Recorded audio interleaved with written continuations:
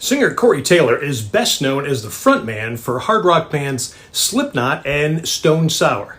Now at 50, he is still rocking it with unbound energy, brilliant songwriting and lyrics, and a wide range from heavy metal, hard rock, and acoustical ballads. But Corey's multi-dimensional talent extends far beyond his vocal prowess. We got a chance to meet him when he was in town performing at the House of Blues in North Myrtle Beach, and we saw how Corey gives back and why.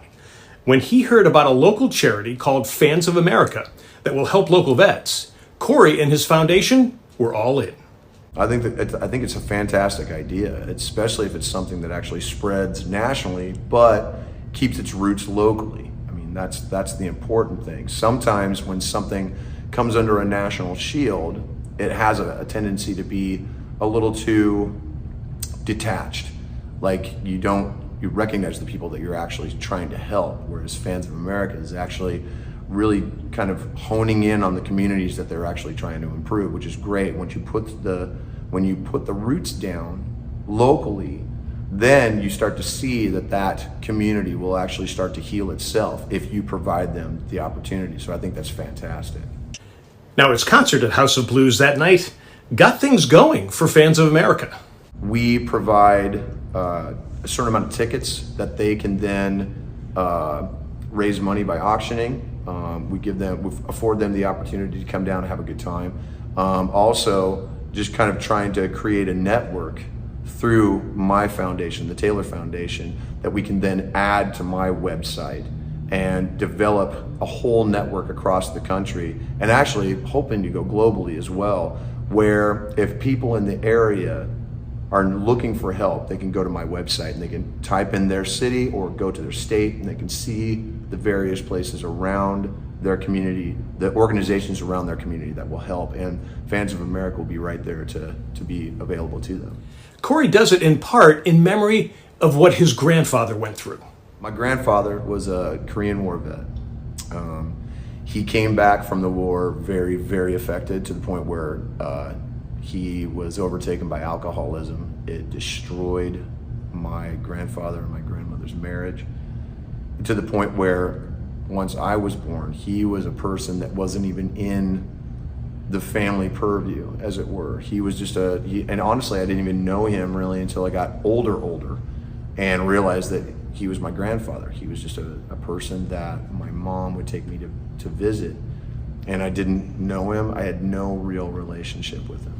And as I got older and I realized the things that had affected him and why these things happened, it became something that I thought about a lot, especially when it pertained to my own issues with addiction, my own issues with PTSD, and the things that I was going through in my life as a young person. And as my career progressed and I saw and I talked to veterans, law enforcement, the emergency service people, and realized how much my music helped them, I was like, well, then I could take this and take this even a step further. So the organization, the Taylor Foundation, was formed solely to help veterans, law enforcement, emergency services, and their families deal with PTSD, and help the organizations that are actually trying to do it in their communities. And so far so good. I think it's something that's overlooked these days. You know, I mean, there's a certain amount of drama that comes with the job for a lot of these guys and a lot of these people.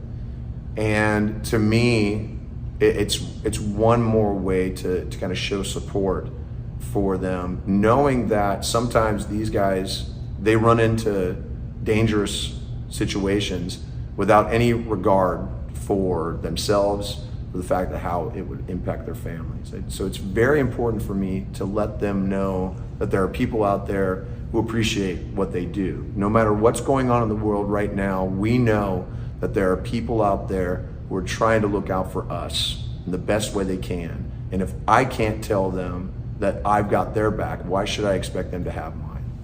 He says the feedback from fans has been great. Fans, once the word got out that the Taylor Foundation was working and kind of working with organizations like Fans of America, the feedback was almost instantaneous, which was great. And we were kind of bombarded with organizations that were ready to kind of help join the network, basically. And a lot of the fans and like a lot of the meet and greets and whatnot, or people just on the street would come up to me and tell me that they were really excited and thankful for everything that I was trying to do. And it's like, I'm just a small part in this, man. Like I don't take any credit other than trying to help people connect and trying to do the best that I can do with what I've got. I would imagine, because looking at your past, this is a lot of healing for you as well. Oh yeah, absolutely. Talk about that. Having gone through, the various traumas of my life, dealing with physical depression, dealing with manic depression, all of the pitfalls that entails. It's difficult. So there's a part of me that understands what a lot of these guys and like men and women are going through.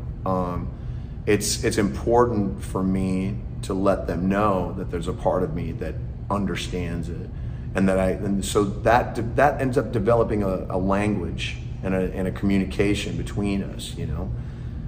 To me, the most important part is trying to get that message out there that it's okay to ask for help.